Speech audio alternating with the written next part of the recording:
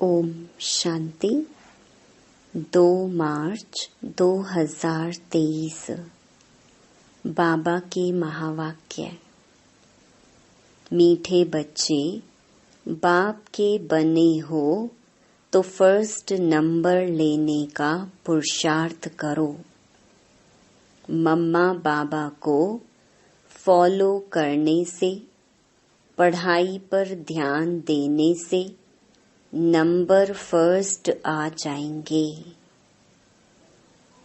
प्रश्न: मनमत पर किए हुए कर्मों की रिजल्ट और श्रीमत पर किए हुए कर्मों की रिजल्ट में अंतर क्या है?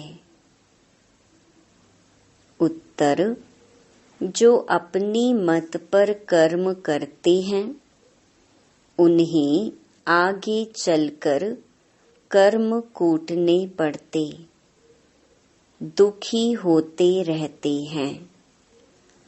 मनमत अर्थात माया की मत से कोई देवाला मार देते, कोई बीमार पड़ जाते, कोई की अकाले मृत्यु हो जाती। ये सब है कर्म कूटना। श्रीमत पर तुम बच्चे ऐसे श्रेष्ठ कर्म करते हो जो आधा कल्प कोई भी कर्म कूटना नहीं पड़ेगा। गीत: तुम्हें पाके हमने जहां पा लिया है। ओम शांति। बच्चों ने गीत की 2 लाइन सुनी। जबकि हमने बेहद के बाप को पा लिया है, तो बेहद के बाप से सारे विश्व की बादशाही हम ले रहे हैं। यह तो बिल्कुल साधारण बुद्धि से भी समझ सकते हैं कि भारत में जब देवी देवताओं का राज्य था तो और कोई धर्म नहीं था। लक्ष्मी नारायण का ही घराना था। जैसे एडवर्ड द फर्स्ट, सेकंड राजाई चलती है ना, वह है यूनाइटेड किंगडम में। भारत में जब लक्ष्मी नारायण का राज्य था तो सारे विश्व पर ही उन्हों का राज्य था। यह मनुष्य भूल गए हैं। अब तुम बच्चों ने बाप को पा लिया तो गोया विश्व की राजाई पा ली। बाप खुद कहते हैं, बच्चे तुम भूल गए हो। इस भारत में जब देवी देवताओं का राज्य था, सतयुग था, तो तुम सारे विश्व के मालिक थे। पार्टीशन आदि कुछ भी नहीं था। लक्ष्मी नारायण डबल सिरताज थे। बड़े बड़े राजे लोग भी पूजा करने के लिए अपने महलों में मंदिर बनाते हैं। लक्ष्मी नारायण का व सीता राम का। थे वे भी भारत के राजे और वह भी भारत के राजे, परंतु वे सतयुग त्रेता के थे, वे द्वापर कलयुग के थे। सतयुग त्रेता में लक्ष्मी नारायण राम सीता का राज्य था। फिर बाद में होते हैं विकारी राजाएं। विकारी राजाएं भी कैसे बनते हैं, ये बातें शिव बाबा इन द्वारा बैठ समझाते हैं।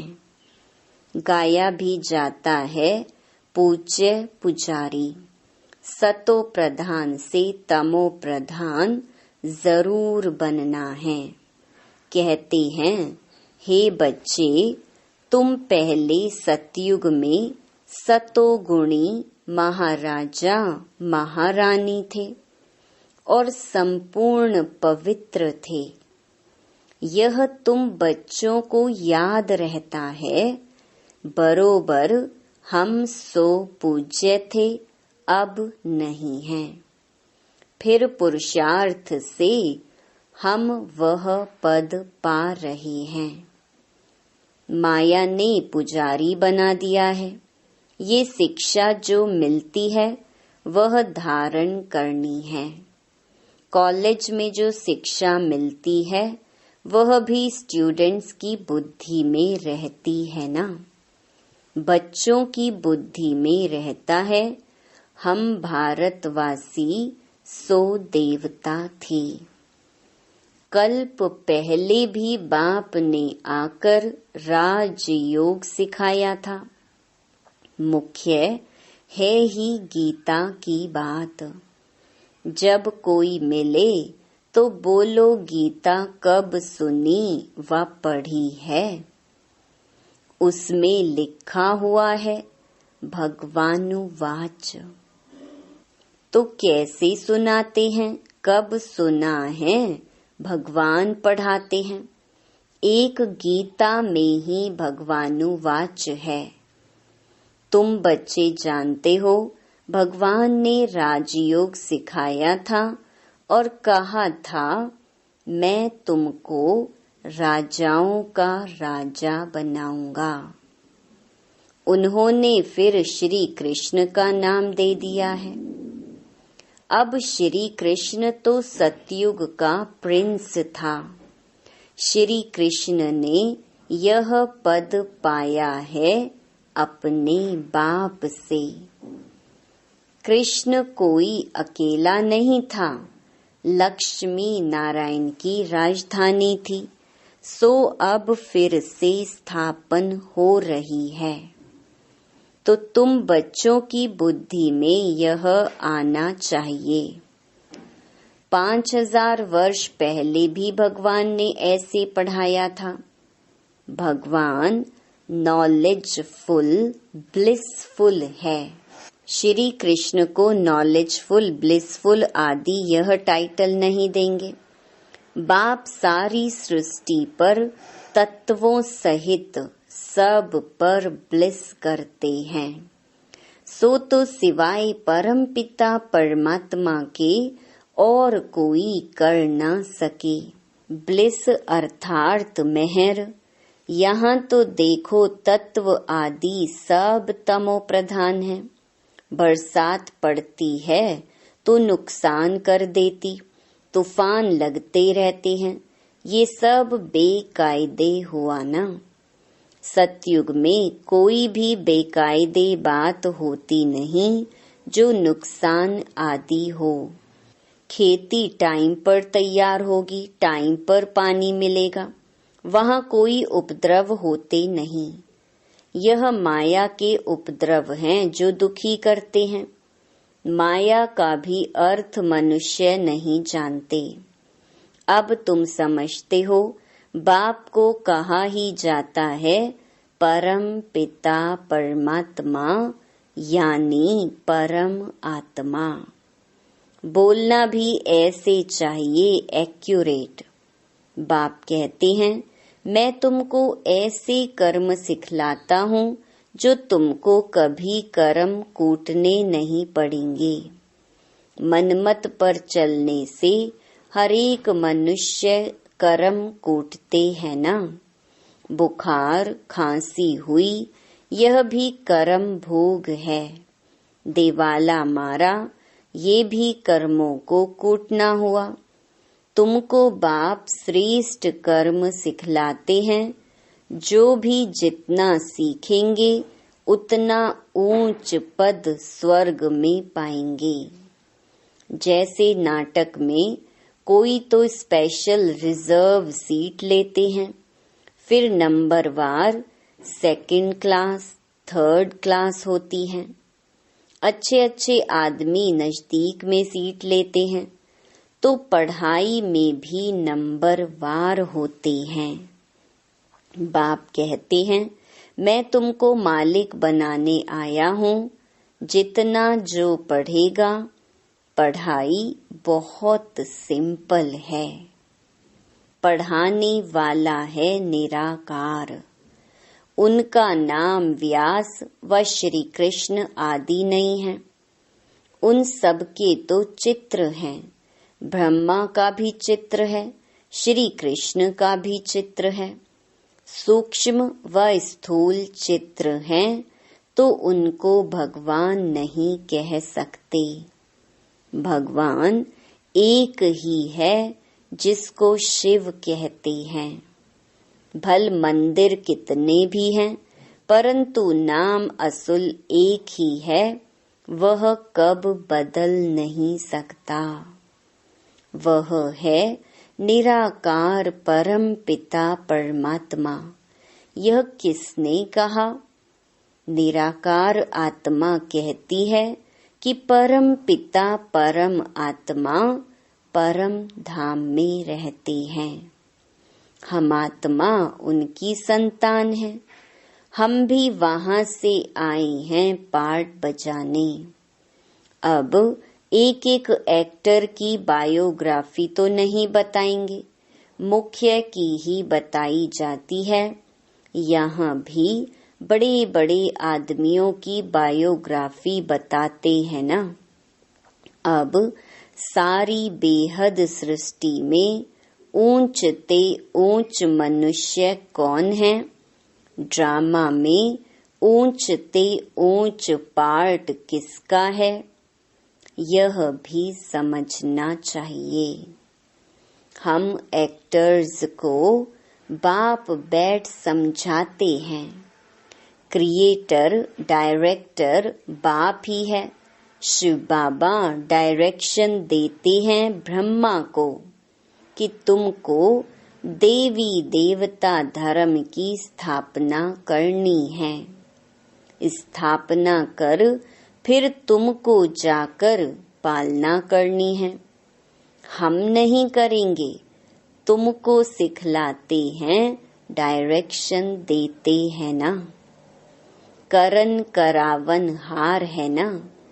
खुद करते भी हैं, नॉलेज सुनाते हैं और तुमसे कराते भी है ना। श्रीमत मिलती है, यह करो। ड्रामा अनुसार ब्रह्मा यह स्थापना कर फिर राज्य करेंगे। ब्राह्मण ब्राह्मणियां भी राज्य करेंगे। तो बाप समझाते हैं, मैं निराकार एक हूँ और सब साकारी हैं। अब वह निराकार परम पिता परमात्मा आत्माओं को मत देते हैं। आत्मा इन कानों से सुनती है, मुख से बोलती है, तो सबसे मुख्य हुआ परम पिता परमात्मा, फिर ब्रह्मा विष्णु शंकर सूक्ष्म वतनवासी, फिर संगम युग पर हैं जगदम्बा सरस्वती और जगत पिता ब्रह्मा। यह बड़े ते बड़े हुए ना, इन द्वारा रचना होती है। तुम सब मिलकर भारत को स्वर्ग बनाते हो। बाप की मदद से तुम मनुष्य को देवता बनाते हो। सतयुग में होते हैं दैवी संप्रदाय। बाप कहते हैं, हम तुमको ऐसे कर्म सिखलाते हैं जो कभी दुखी नहीं होंगे। अब सारा मदार है तुम्हारे पुरुषार्थ पर। चाहे बाप का बन फर्स्ट क्लास टिकट लो, सूर्यवंशी बनो, चाहे चंद्रवंशी बनो। यह तो जानते हो तुम्हारे मम्मा बाबा सबसे जास्ती पुरुषार्थ करते हैं, सर्विस करते हैं। वह तो महारानी महाराजा बनेंगे। तुम उन्हों की गद्दी पकड़ेंगे ना, या नापास हो जाएंगे। जगत अम्बा का कितना नाम है, सरस्वती है ब्रह्मा की बेटी। तो दोनों का मंदिर अलग अलग कर दिया है।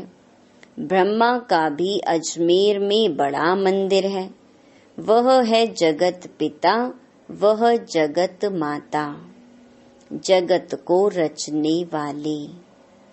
मुख्य धर्म है 4, फिर तो बहुत छोटे छोटे मठ आदि निकलते रहते हैं, आपस में लड़ते झगड़ते रहते हैं, क्योंकि पार्टीशन है बहुत, जहाँ तहाँ झगड़ा लगा पड़ा है। सतयुग में तो ऐसे नहीं होता। तो बाप समझाते हैं, मीठे लाडले बच्चे इस ड्रामा को समझना है। यह तो जानते हैं हम आत्मा परम धाम से आती हैं। गर्भ में चोला धारण कर हम पार्ट बजाते हैं, अभी पार्ट पूरा हुआ है, फिर यह शरीर छोड़ अशरीरी होकर जाना है।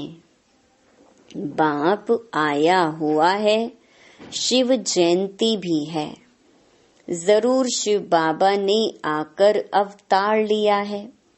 उनकी जयंती कब कैसे हुई, शिव बाबा कैसे किस में आए, क्या आकर के किया, यह कोई नहीं जानते।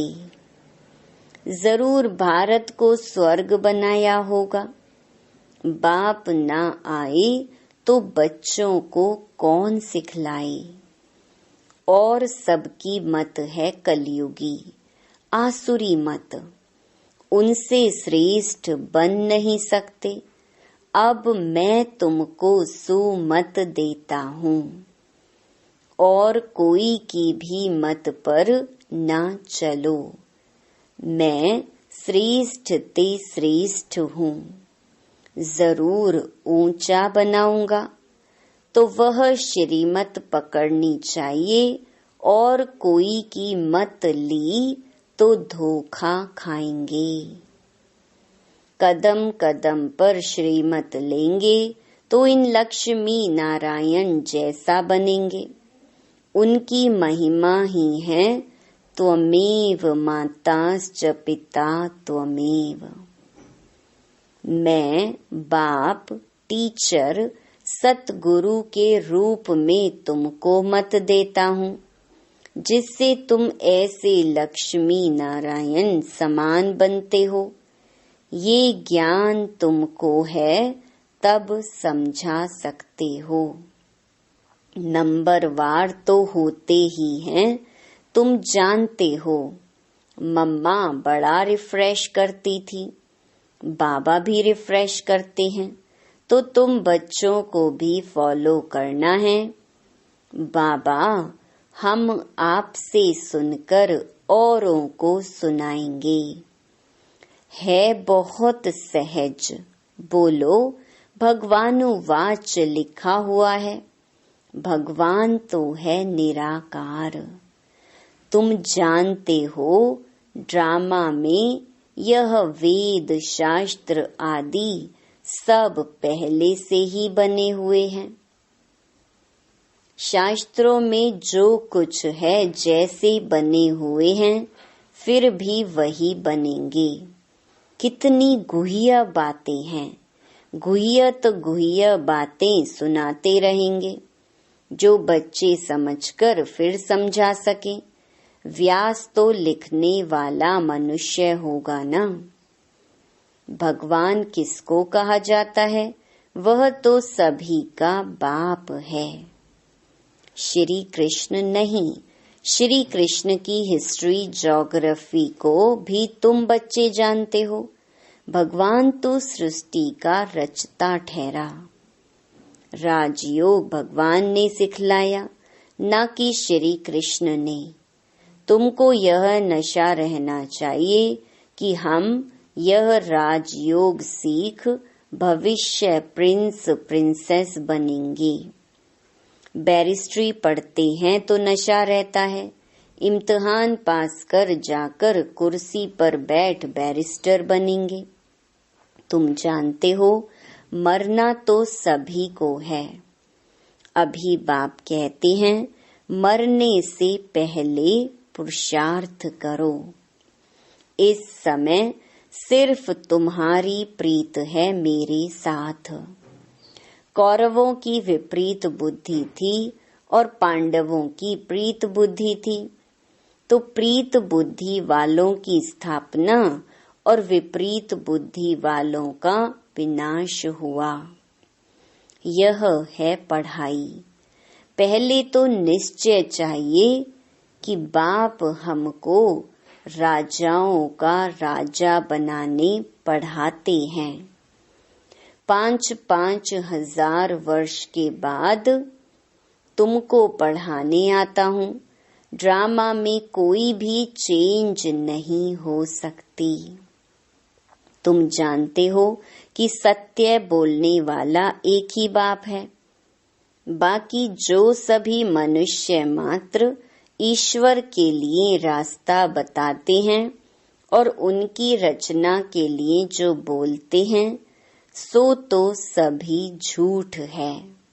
मनुष्य समझते भी हैं, परंतु अभी तक प्रभाव निकलने का समय नहीं है, तो देरी लगेगी। ट्रेन तो अपने टाइम पर पहुंचेगी ना। 8 के बदले 2 बजे तो नहीं पहुंचेगी। हम यह पुरुषार्थ करते करते समझते हैं अभी जल्दी स्वर्ग में चले जाएं, परंतु बाबा स्टेशन मास्टर कहते हैं कि फ्लैग डाउन व सिग्नल नहीं है, अजुन देरी है। राजाई स्थापन हो जाए तब तो चलेंगे ना। बहुत बच्चे कहते हैं बाबा यहाँ रहकर हम तंग हो गए हैं। बाबा कहते हैं यह तो तुम्हारा नंबर 1 जन्म है, इसमें तुम्हें कभी तंग नहीं होना है। वंदे मातरम गाया हुआ है, तुमको योग बल से सारे विश्व को पावन बनाना है। अच्छा, मीठे मीठे सिकिलधे रूहानी बच्चों प्रति मात पिता बाप दादा का याद प्यार और गुड मॉर्निंग। रूहानी बाप की रूहानी बच्चों को नमस्ते। धारणा के लिए मुख्य सार। पहला, इस विनाश काल में एक बाप से सच्ची प्रीत रखनी है। सदा इसी नशे में रहना है कि हम राजयोग सीख भविष्य प्रिंस प्रिंसेस बनेंगे। दूसरा, योग बल से सारे विश्व को पावन बनाने की सेवा करनी है। इस नंबर 1 जन्म में कभी भी तंग नहीं होना है। वरदान, स्नेह और भावना के बंधन में भगवान को भी बांधने वाले गायन योग्य भव। भक्ति मार्ग में गायन है कि गोपियों ने भगवान को भी बंधन में बांध दिया। यह है स्नेह और भावना का बंधन जो चरित्र रूप में गाया जाता है। आप बच्चे इस समय बेहद के कल्प वृक्ष में स्नेह और भावना की रस्सी से बाप को भी बांध देते हो। इसका ही गायन भक्ति मार्ग में चलता है। बाप फिर इसके रिटर्न में स्नेह और भावना की दोनों रस्सियों को दिल तख्त का आसन दे झूला बनाए बच्चों को दे देते हैं। इसी झूले में सदा झूलते रहो। स्लोगन: स्वयं को हर परिस्थिति में मोल्ड करने वाले ही सच्चे गोल्ड हैं। ओम शांति।